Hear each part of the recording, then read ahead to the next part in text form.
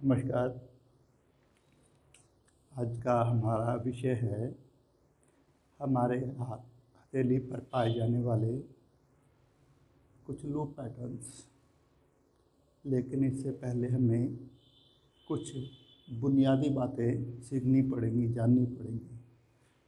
जहाँ तक मुझे लगता है, पामिस्ट्री में दो स्कूल ऑफ थॉट्स हैं। एक है ईस्टर्न स्कूल ऑफ थॉट्स, इसमें आप मान लिए प्राचीन भारतीय सामुद्रिक शास्त्र, और दूसरा है eastern palmistry, eastern school of thought. तो कई बातें हैं जिसमें दोनों जो स्कूल्स हैं उनके बीच में काफ़ी अंतर है। एक ये विषय भी ऐसा ही है, जो भारतीय ज्योतिष है इन लूप पैटर्न्स पर ज़्यादा ध्यान नहीं देती, और जो वेस्टर्न पामिस्ट्री है वो किसी व्यक्ति के, किसी जातक के स्वभाव के निर्धारण में इन चीज़ों को बहुत इस्तेमाल करते हैं। तो देखते हैं लूप के बारे में। देखिए, एक वर्ड होता है इंग्लिश में, उसका नाम है डर्मेटोग्लिफिक्स। डर्मेटोग्लिफिक्स, और डर्मेटो का मतलब हुआ स्किन, और ग्लिफिक्स का मतलब होता है फॉर्मेशन, स्किन की फॉर्मेशंस। देखिए, ये हमारा हाथ है। मान लीजिए हमारे हाथ की हथेली पर कोई रेखाएं नहीं है, लेकिन जो स्किन है ना, उस स्किन पर कुछ पैटर्न्स होते हैं जो फिंगरप्रिंट से बने होते हैं। और फिंगरप्रिंट तो बहुत ही साइंटिफिक चीज़ है, इसको तो कोई नकार नहीं सकता। जो ये स्किन फिंगरप्रिंट्स हैं, ये हमारी हथेली में फॉर्मेशन बनाते हैं। कहीं रिज बनती है थोड़ी सी, कहीं लूप बनते हैं, कहीं आर्चेस बनती हैं, कहीं परवोल्स बनते हैं। तो हम बात करेंगे लूप्स के बारे में। यदि हमारे हाथ में, हमारी हथेली में कुछ फिंगरप्रिंट्स कुछ उभार ले रहे हैं और एक कुछ खास फॉर्मेशन बना रहे हैं, तो उसका खास मतलब है। तो देखिए, पहले लूप पैटर्न लेते हैं। तो वैसे तो लूप पैटर्न 13 के आसपास हैं, अभी भी खोजे जारी हैं, ज़्यादा भी हो सकते हैं। आप भी खोजें, हम भी खोजेंगे। और ख़ास बात, जो ये लूप पैटर्न्स है या जो भी फिंगरप्रिंट्स के पैटर्न्स बनते हैं, वो ज़िंदगी में कभी चेंज नहीं होते। जैसे दुनिया में जितने आदमी, जितने करोड़ों अरब आदमी, उतने ही हाथ, उनके सबके अलग अलग फिंगरप्रिंट्स। इसी तरह से यहाँ पाम पर कोई फिंगरप्रिंट से कोई लूप बना, तो हमारी हाथ की रेखाएं, कम से कम प्रभावक रेखाएं तो चेंज होती ही रहती हैं। मेन रेखाएं जैसे लाइफ लाइन हुई आपकी, आपका ब्रेन लाइन हुई, आपका हार्ट लाइन हुआ, जो मेन लाइन है, ये तो बहुत कम होती हैं, बहुत कम चेंज होती हैं। लेकिन प्रभावक रेखाएं जो होती हैं वो अक्सर चेंज होती ही रहती हैं। 3 महीने में, 6 महीने में उनकी फॉर्मेशन में चेंज होता रहता है। लेकिन लूप पैटर्न एक बार बना, वो कभी चेंज नहीं होगा। तो आज हम सबसे पहले लेते हैं पैटर्न में अपना, यहाँ लीजिए आप,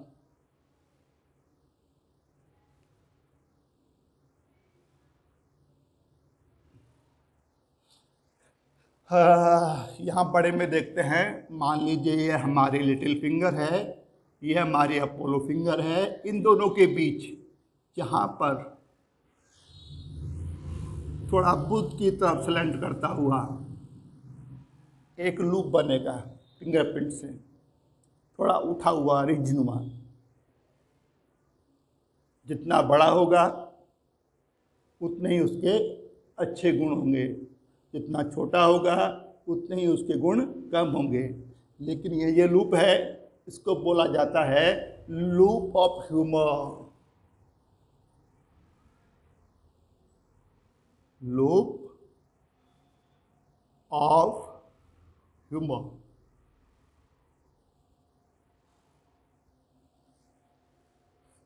तो जिनके हाथ में ये लूप ऑफ ह्यूमर होता है, उनके पास विशेष प्रतिभा भगवान ने दी होती है कि उनको हास्य पैदा करने की आदत होती है। वो जब बोलते हैं वो कुछ ऐसा होता है जो सबको हंसा देता है। ऐसे ही कोई दूसरा बोलता है तो उनका सेंस ऑफ इतना स्ट्रांग होता है कि वो उस बात में भी कोई ना कोई हास्य निकाल लेंगे। लेकिन इसका मतलब ये नहीं है कि लूप ह्यूमर है ही नहीं तो आदमी के अंदर हास्य होगा ही नहीं, होगा एवरेज। लेकिन जिसके हाथ में ये है वो तो कुछ खास ही होगा। और कभी मौका मिले तो कोशिश करना, वो कपिल शर्मा शो आता है ना, उसमें कपिल शर्मा का हाथ देखने को मिले तो देखना, पक्का पक्का लूप ऑफ ह्यूमर होगा। क्योंकि वो ना हर बात में कुछ ना कुछ हंसने वाली चीज़ निकाल लेता है। इसीलिए ये जो कॉमेडियन होते हैं सबके हाथ में मोस्टली लूप ऑफ ह्यूमर होता है। अच्छी बात है। दूसरा है हमारा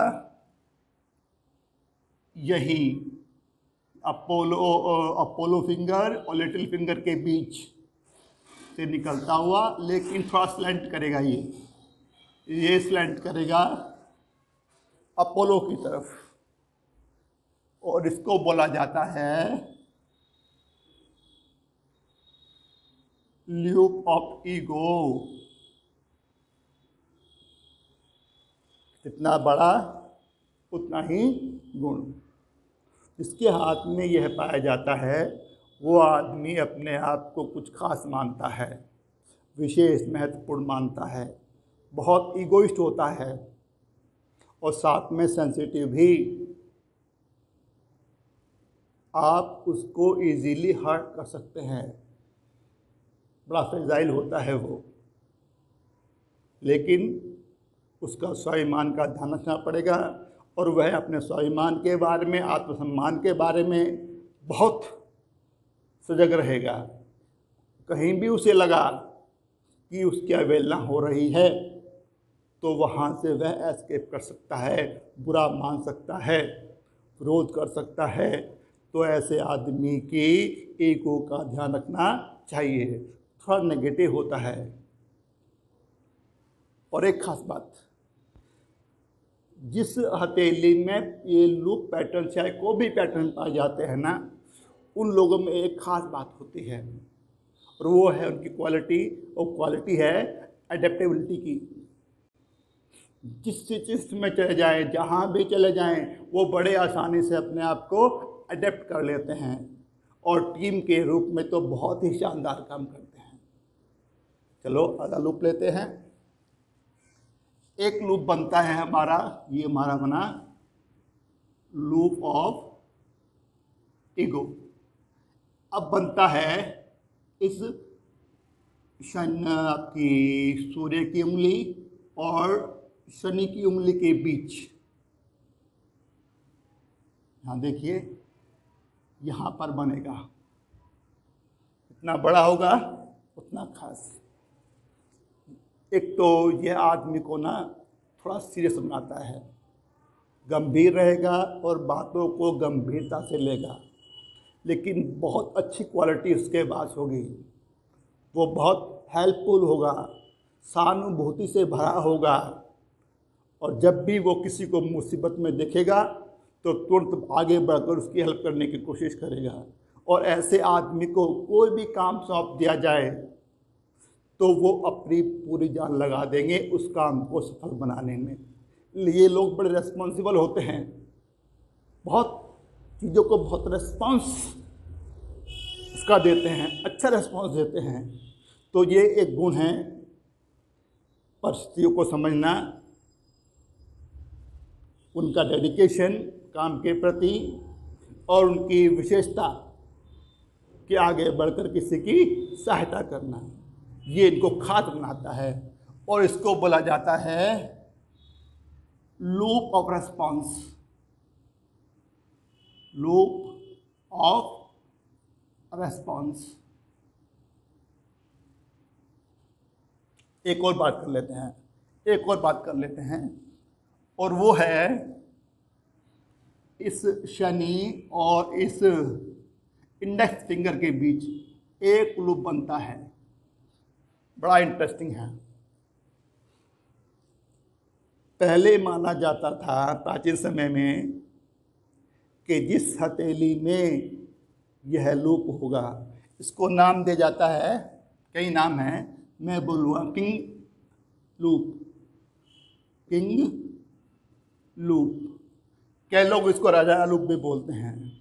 तो प्राचीन समय में लोगों का जोशियों का मानना था कि जिसके हाथ में, जिसकी हथेली में यह लूप होगा, उसका राज खानदान से, राजसिक खानदान से कुछ ना कुछ ताल्लुक होगा, उसके रगों में रॉयल डीएनए चल रहा होगा। लेकिन आजकल तो राजाशाही है ही नहीं, नाम मात्र की है। तो यह इशारा करता है कि आदमी बहुत रॉयल होगा, पैसे वाला होगा, राजा की तरह पैसे वाला, और उसकी पर्सनैलिटी बड़ी गजब की होगी, उसकी स्टाइल बड़ी गजब की होगी, बड़ी करिश्मेटिक पर्सनैलिटी उनकी होती है, बड़ा अच्छा ऑरा होता है, दूसरे को अटैक कर लेते हैं अपनी तरफ। और आजकल तो नेताओं के हाथ में ये लूप जरूर होना चाहिए, उन लोगों को अपनी तरफ आकर्षित कर सकें। मेरा तो मानना है कि यह लूप इस हथेली में है, वो उसको बहुत पैसा और बहुत अच्छा व्यक्तित्व देता है, जो लोगों को उसकी तरफ खींचे। और ख़ासकर जो लोग राजनीति में हैं आजकल, उनके लिए तो ये वरदान है। काफ़ी लूप रह गए हैं, अगली वीडियो में बात करेंगे। आशा करता हूँ कि आपको ये समझ आया होगा, आप लाइक भी करेंगे।